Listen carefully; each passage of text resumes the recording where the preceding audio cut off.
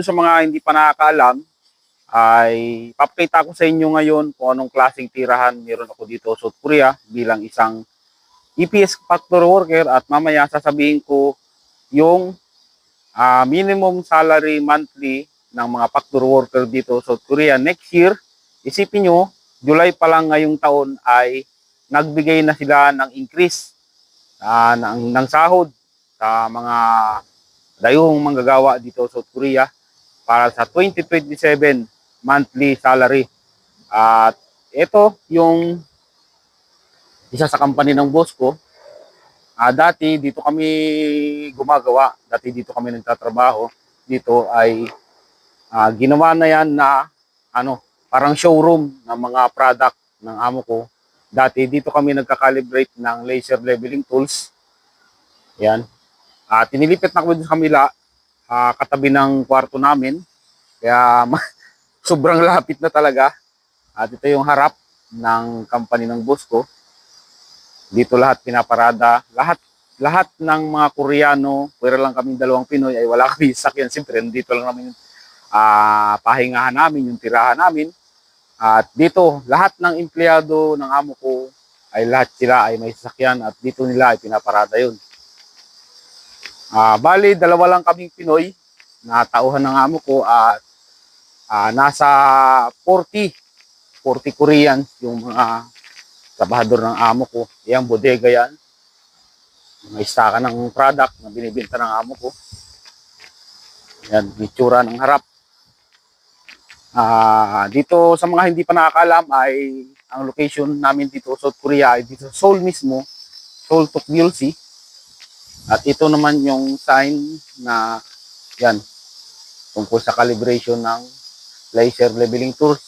At yan yung workplace namin, dalawang Pinoy. Dalawang Pinoy kami tapos isang Koreano sa calibration ng laser leveling tools. At ito naman yung CR dito sa labas, CR ng panlalaki. Tapos meron yung CR ng pambabae dyan. Yung ibang mga taga-office dyan si CR. Kita ko muna sa inyo yung Nagawan ko na dito ng video dati, pero medyo matagal na rin. Para makita din ng ibang bagong napapadbad sa akin YouTube channel, yung ibang naging subscribers ko. Yan. May dalawang ihian, tapos may hugasan ng pag nagtututbrush, tapos CR din to, tapos yung CR din dyan. Yan. Tapos punta naman tayo doon sa kantin.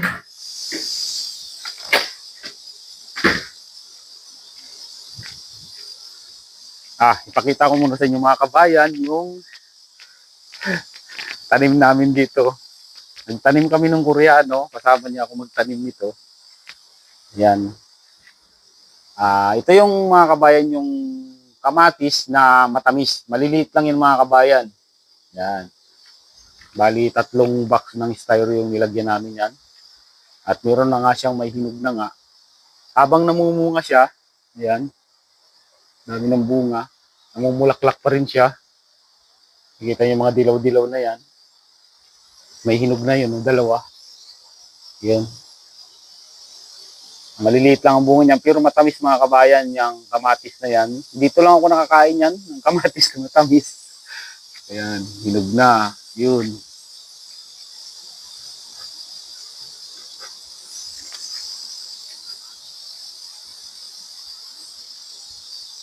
Kasi ito, nandito yung kantin namin. Pero pag yung kakain kami ng tanghalian sa hapunan, hindi kami kumakain dito. Bali, kumukuha lang kami dalawang Pinoy ng pagkain dito. Tapos doon kami kumakain kasi may sarili kaming kusina doon. May tsura ng kantin. Kuha na ng tubig. May aircon din. Yun. Tapos, punta na tayo sa, nandyan yung laundry area namin. Dyan. Labahan. Punta na tayo dito. Yung alaga naming aso dito. Yan. Lagi nakahilata. Inaalpasan yun mamaya. 2 beses siyang inaalpasan sa umaga sa hapon. para makatay. Kasi hindi yan dyan tumatay siya eh. Ano yung aso na yan, malinis. Tinitiis niyang hindi tumay. Hintayin lang niyang ilabas siya, saka siya tatay. Kaya ihi, kaya hindi mabaho. Yan naman, ito naman yung bike na binigay sa akin ng Koreano dati. Siguro mga 7 years o 6 years ko na rin itong ginagamit. Binigay sa akin ng Koreano. Nabaitan niya. Masipag daw. Hindi naman. Ayos lang. Kaya binigyan ako ng bike. Hindi na rin kasi ginagamit niya yung anak niya. Nakatingga lang doon sa bahay niya kaya binigay sa akin. Ayun, nandito na tayo sa ano. Ito na yung bagong workplace namin. 2 Pinoy saka isang Koreano nandito. Ayan, hindi ko na lang anuhin yung loob kasi ayaw ng amo ko ipakita yung loob dito. Sa calibration kasi ito ng laser leveling tools. May fingerprint yan dyan. At yun, napakalapit na lang mga kabayan. Ayan, ang ano. Napakalapit na lang. Andito yung ilang hakbang na lang. Nandun ka na sa working area. Kaya ayos na ayos. Tapos ito naman yung ano namin, maliit na kusina namin dito. Ayan. Medyo magulo, siyempre, mga lalaki. Yan, itsura.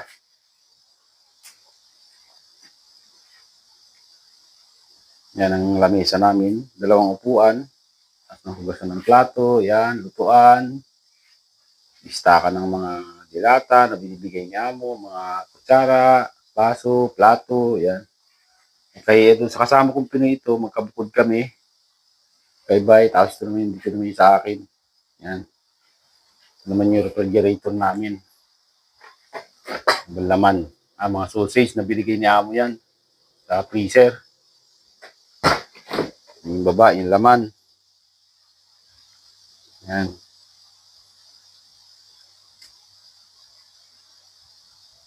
Yung mga alak.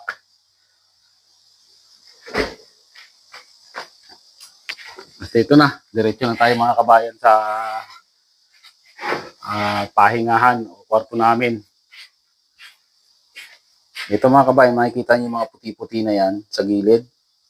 Pangontrayan mga kabayan sa insekto. Yung mga ipis, kalupihan, kasi maraming ganyan dito mga kabayan. Kaya pinalagyan namin ng ganyan para hindi na makapasok dito. Ang pinakamarami dito, alupihan. Kaya ano, matagal na kasi ito mga kabayan, pang hindi pa nakakaalam, ay matagal na tong kwarto na itong ginawa. Marami na rin mga tumira dito mga Pinoy, mga nakaraang mga taon. So, nag-umpisa itong ni Amo ay mga 30 years na to. 30 years ago na. 30 years old na tong kwarto na to at bulok-bulok na talaga. Ayan, ito yung hallway namin. Nilabang ko yung ilang sapatos ko. Diyan nakalagay mga chinelas ko. Ito yung kwarto ko. Yan, kita nyo may butas. Ayan, ito yung aircon namin. Sa labas na lang kami nilagyan ng aircon ni Amo kasi para pagka buksan na lang namin yung pinto. Tapos nandun may CR din kami doon. Ayan. Ito yung kwarto ng kasama kong Pinoy kay Bay. Ayan. Si Bay kasi binubuksan niya yung pinto niya pag bukas ang aircon. Kaya may makikita niyo parang may kulambo pang harang pang depensa sa lamok. Sa akin, ang ginawa ko noon, binutasan ko yung pintuan ko kasi ayaw ko rin magbukas ng kwarto habang bukas ang aircon kasi minsan pumapasok yung lamok. Ang hirap makatulog pag may lamok. Kaya binutasan ko yan.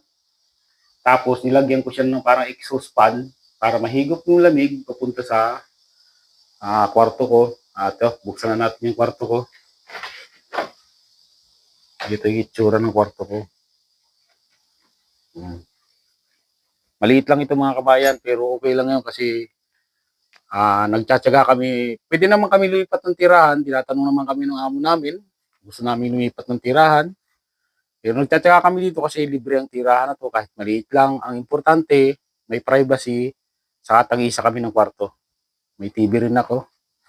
Ayan yung vlog ko sa Myeongdong. Ayan. Ayan yung higaan ko. Ano lang to mga kabayan, halos 2 dipat kalahati lang ang lawak ng kwarto na to. Siyempre may kurtina rin yan. Ito yung lamesa ko, dyan ako nag-BBP. Yung upuan. Yan. Tapos may isa pang upo doon kasi may bumibisita sa akin dito, yung mga kakilala ko dito sa South Korea. Katulad nung nakaraan, may bisita kong dalawa, mga EPS factory worker din, yung mga kakilala ko sa Pilipinas na mga kasabayan kong nag-aral sa Korean language. Binibisita nila ako dito, kaya may upuan akong ganyan. Kagabi nga dito sila natulog. Ito lang yung importante mga kabayan, ano, kahit sabihin natin ng maliit yung kwarto, ay ano, importante mag-isa lang, tapos may privacy, mas maganda yung ganun. Kaysa naman dun sa, inano kami ng amo namin na sa labas, kaso nga lang, magbabayad na kami, sarili namin gastos. Ano na lang namin dito, kahit sabihin natin maliit yung kwarto, tapos medyo sira-sira na, kasi tinitinitan ko lang yung mga butas-butas dyan, para hindi makakapasok yung mga insekto o lalupihan. Ito mga kabayan, kaya dalawa na ang uniform ko, sa mga hindi pa nakakaalam, ay sincere worker na kasi ako. Ang second entry ko na dito sa South Korea, kaya dalawa na yung blue jacket ko.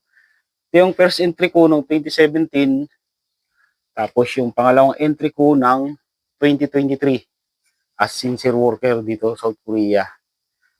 Ayan, ito yung picture namin nung kumpare ko sa kanong asawa niyan. Pumunta kami ng Seoul Sky, Lotte World Tower, Seoul, dito sa Seoul. 555 meters, 125 floor, 123 floor. Ayun. Yun na, ito na ang itsura ng aking kwarto. Ito lang ginagawa ko kapag walang magawa. Nagbablog lang ng kung ano-ano. Yan ang itsura. Kaya masaya na rin ako dito. At ang importante para sa akin talaga ay yung mag-isa lang sa kwarto. Kaya okay na sa akin ng ganito. Masaya na ako dito. Saka dalawa lang kaming Pinoy. Yun.